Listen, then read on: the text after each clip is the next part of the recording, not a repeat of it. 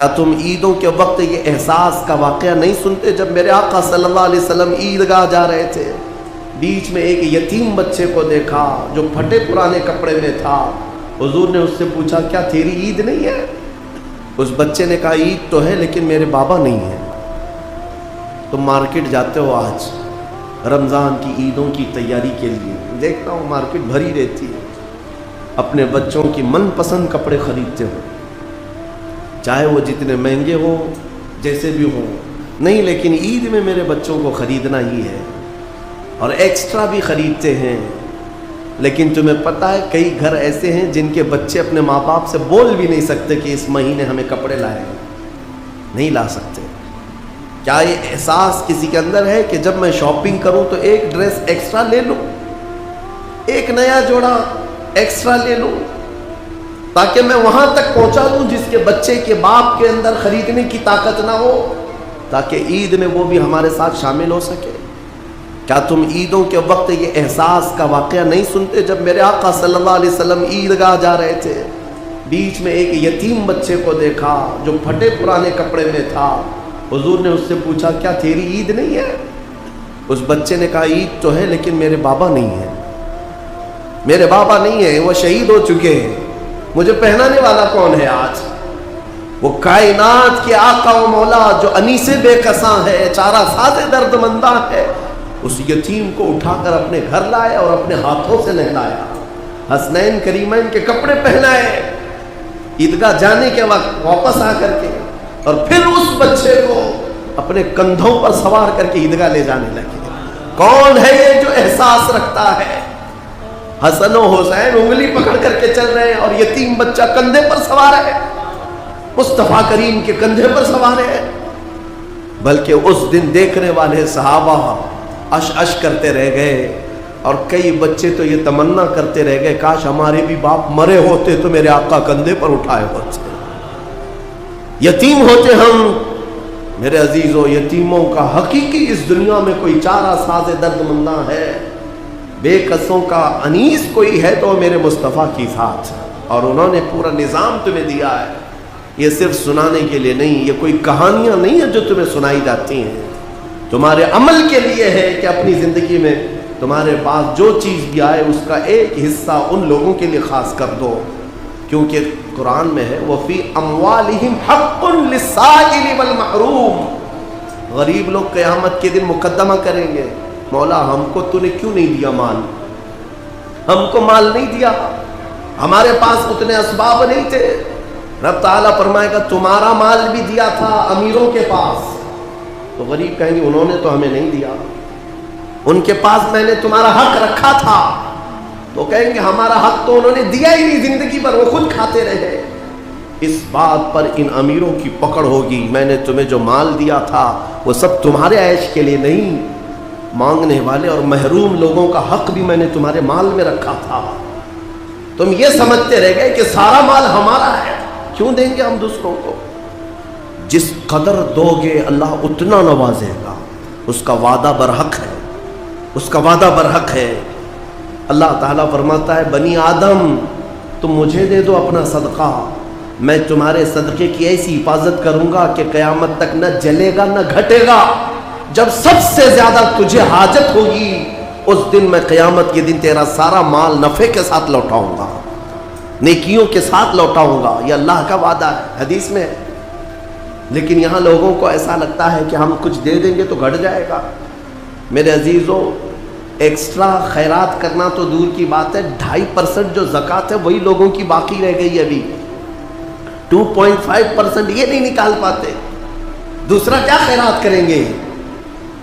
اللہ نے 97.5%، 97.5 آپ کے پاس چھوڑ دیا ہے کہ یہ سب مال تمہارا ہے، 2.5 خالی دے دو اللہ کی راہ میں، اس پر بھی لوگ سانپ کی طرح بیٹھے ہوئے ہیں، کتنوں کی تو زکوٰۃ نہیں نکلتی، ہیلے بہانے، ہیلے بہانے کہ ہمارے مال میں کیا اس پر بھی زکوٰۃ ہوگی، اس پر بھی زکوٰۃ ہوگی۔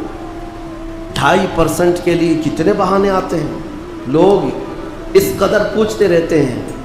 تم جب رات کے وقت عیاشی کرنے کے لیے جاتے ہو تو کسی سے سوال نہیں کرتے کہ یہ مال اتنا دوں یا نہیں دوں، اتنے کی ہوٹل بازی کروں یا نہیں کروں کسی سے نہیں پوچھتے. اپنے من پسند چیزیں خریدنے کے لیے مارکیٹ میں جائیں تو کسی سے نہیں پوچھتے. لیکن اس کے لیے کئی مسائل پوچھے جاتے ہیں. کیا اس پہ بھی زکوٰۃ ہے؟ اس پہ بھی ہے. سونا ہے، چاندی ہے، مال تجارت ہے، دکانوں میں جو تمہارے مال رکھا ہوا ہے اس پر زکوٰۃ ہے، ہر سال زکوٰۃ ہے. تم نے اپنی دکان میں 10 لاکھ کا مال رکھا ہے تو اس پر زکوٰۃ ہے. 1 لاکھ کا مال رکھا ہے اس پہ زکوٰۃ ہے. اور تمہارے گھر میں سونا اور چاندی جو جمع ہے اس پر زکوٰۃ ہے. مسلسل میرے پاس سوال آتے ہیں کہ سونا بھی ہے ہمارے پاس، چاندی بھی ہے، لیکن پیسہ نہیں ہے، زکوٰۃ کیسے دیں گے؟ میاں کیوں رکھو پھر سونا چاندی؟ اس کو کاٹ کے دو زکوٰۃ. اگر پہننے کا اتنا شوق ہے تو پھر زکوٰۃ بھی دو، ورنہ یہ مال قیامت کے دن تمہارے گلے کا سانپ بنا جائے گا. اور قبر میں ایک سانپ اس پر مسلط کیا جاتا ہے جو زکوٰۃ دبا کر کے رکھتا تھا، وہ اس کی ناک کی ہڈی کو قیامت تک چوستا رہے گا وہ سانپ. اور وہ ہٹانے کی کوشش کرے گا میت کہ ہٹ جا، تو سانپ اس سے کہے گا کہ کیوں تو مجھے ہٹاتا ہے؟ میں تیرا وہی پسندیدہ مال ہوں جس کو تو دبا کے رکھتا تھا. یہ مال اژدہا اور سانپ کی شکل میں قبروں میں قیامت تک ہوگا. اپنے احساس کو زندہ کریں. میں ایک بات بتاتا ہوں، اسلام کا نظام. میرے آقا صلی اللہ تعالیٰ علیہ وسلم مسجد نبوی سے باہر نکلے. حضرت ابو ہریرہ کہتے ہیں میں اس دن بہت بھوکا تھا، سوچا کہ حضور سے شکایت کر دوں. جب میں باہر نکلا حضور نظر آ گئے. میں نے کہا یا رسول اللہ پیٹ. انہوں نے دکھایا پیٹ. حضور پاک صلی اللہ تعالیٰ علیہ وسلم نے اپنا جبہ اٹھایا تو 2 پتھر بندھے ہوئے تھے. کہا ابو ہریرہ میرے گھر میں بھی 3 دن سے کھانا نہیں بنا ہے، لیکن چلو میں تمہیں ساتھ لے کر چلتا ہوں، کچھ کھلا دے. ساتھ ابو ہریرہ چلتے رہے. سیدھے حضور پاک صلی اللہ علیہ وسلم حضرت ابو ایوب انصاری کے مکان پر گئے. یہ صحابی حضور کے میزبان جو پہلے مدینے میں میزبان تھے، ان کے گھر گئے. حضرت ابو ایوب کو پکارا کہاں ہے؟ ساتھ میں حضرت ابو بکر اور حضرت عمر بھی آ گئے تھے راستے میں. وہ آئے. حضور نے فرمایا گھر میں کھانے کو کچھ ہے؟ اس صحابی نے کہا یا رسول اللہ بکری کا ایک چھوٹا بچہ ہے، ذبح کر دوں اگر آپ کو حکم ہے؟ آپ نے فرمایا ذبح کرو. ذبح کر کے سالن بنایا گیا. سالن بنایا. یہ 4 مہمان ہیں. حضور پاک صلی اللہ علیہ وسلم، حضرت ابو ہریرہ، حضرت ابو بکر، حضرت عمر دسترخوان پر بیٹھے ہیں. حضرت ابو ہریرہ کہتے ہیں لذیذ سالن بنا تھا. کئی دنوں کے بعد تو گوشت کے سالن کی خوشبو آئی. جب دسترخوان پر آیا میرے آقا صلی اللہ تعالیٰ علیہ وسلم نے ابو ایوب سے کہا ایک اور کٹوری ہو تو لاؤ، سالن کو آدھا کرو. سالن کو نکالنے کے بعد میرے آقا فرماتے ہیں جاؤ میری بیٹی فاطمہ کے گھر دے آؤ، پچھلے 9 دن سے اس نے کچھ نہیں کھایا، 8 دن سے فاقہ چلتا ہے. بہرحال وہ اہل بیت کا گھرانہ ہے، رسول اللہ کے عطرت ہے. لیکن بتانا یہ ہے کہ میرے آقا اس دسترخوان پر بیٹھ کر کے بھی احساس رکھتے ہیں کہ کس کے گھر میں کھانا نہیں ہے. ہمارے گھروں کے اندر آج جس طرح سے مرغن غذائیں کھائی جا رہی ہیں، کیا کبھی احساس کیا کہ کوئی اور بھوکا ہوگا؟ اس ماہ پاک میں اپنے ہاتھوں کو کشادہ کر دو اے مومنو.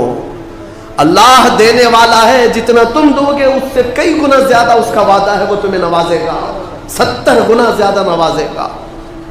عبداللہ ابن مبارک فرماتے ہیں میں حج پہ چلا. حج کسے کہتے ہیں؟ پیسے جمع کر کے حج کے لیے جاتے ہیں لوگ. اس زمانے میں بھی حضرت عبداللہ ابن مبارک کہتے ہیں میں پیسے بہت دنوں سے جمع کیا تھا، حج پہ جانا تھا، اور جب قافلہ نکلا تو مال لے کر کے میں بھی حج پہ نکل پڑا. قافلے اس وقت اونٹوں کے قافلے، گھوڑوں کے قافلے ہوتے. کہتے ہیں قافلہ ایک منزل پر پڑاؤ کیا رات کو، میں وہاں پر رکا رہ گیا، اور صبح میں اٹھ کر کے وضو کی غرض سے تلاشتے ہوئے میدان کی طرف آیا تو کچرے کا ایک ڈھیر پڑا ہوا تھا جس میں لوگ کوڑا کرکٹ پھینکتے. حضرت عبداللہ ابن مبارک کہتے ہیں اس کچرے کے ڈھیر کے پاس میں نے ایک 8 سال کی بچی کو دیکھا، جو کچرا ادھر ادھر کر رہی ہے، ادھر ادھر کر رہی ہے۔ تھوڑی دیر کے بعد عبداللہ ابن مبارک کہتے ہیں اس بچی کے ہاتھ میں ایک مری ہوئی چڑیا آئی، چڑیا مر کر کے پڑی ہوئی تھی، اس چھوٹی سی بچی نے اٹھایا، اس کے پر کھینچے اور چبا کر کھانے لگی، اور دوڑ کر کے اپنے گھر کی طرف جا رہی تھی جو جھوپڑی میں تھی۔ عبداللہ ابن مبارک کہتے ہیں میں اس کے پیچھے پیچھے ہو لیا، وہ لڑکی گئی تو اپنے گھر میں ایک اس کا چھوٹا بھائی بھی ہے، اس کو کھلا رہی ہے مری ہوئی چڑیا۔ آپ نے اس بچی کو پکڑ لیا اور کہا بیٹا یہ مری ہوئی چڑیا ہے، اسے تو کھا رہی ہے؟ وہ بچی رونے لگی، بابا کیا اسلام 4 دن کی بھوک کے بعد بھی مری ہوئی چڑیا کھانے کی اجازت نہیں دیتا؟ ہمارے گھر میں اس کے علاوہ ہے کیا جو ہم کھا کر کے اپنے حلق کو ترک کریں؟ 4 دن کے فاقے کے بعد بھی ہم مری ہوئی چڑیا نہیں کھا سکتے؟ عبداللہ ابن مبارک کی آنکھیں بھیگ گئیں۔ آپ نے اپنے حج کے سفر کا جتنا مال تھا، جو پیسے تھے، سب ایک چادر میں جمع کیا اور سب اٹھا کر کے اس بچی کو دے دیا، کہا بیٹا اس سے تو اپنی زندگی گزار، آئندہ مری ہوئی چڑیا کبھی نہ کھانا۔ پورا مال دے دیا۔ اب حج پہ جانے کے لیے پیسے بھی نہیں ہیں، قافلہ چل پڑا، لیکن عبداللہ ابن مبارک بیچ راستے سے اپنے گھر چلے آئے۔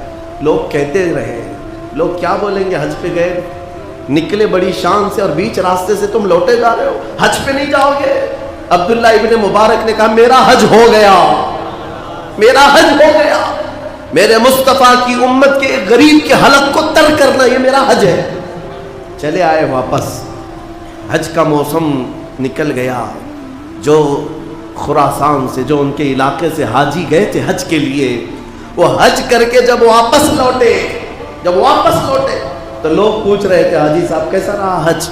تو ہر کوئی کہہ رہا تھا ہمارے حج کا کیا کہنا، ہم عرفات میں عبداللہ ابن مبارک کے ساتھ دعا کر رہے تھے، مینا میں عبداللہ ابن مبارک کے ساتھ کنکریاں ماری ہیں، ہم طواف کعبہ میں عبداللہ ابن مبارک کے ساتھ تھے۔ ہر حاجی کہہ رہا ہے ہم عبداللہ ابن مبارک کے ساتھ تھے، جبکہ گاؤں والے دیکھ رہے ہیں کہ عبداللہ ابن مبارک تو یہی موجود تھے۔ لوگ جا کر کے پوچھتے ہیں یہ کیا ماجرا ہے؟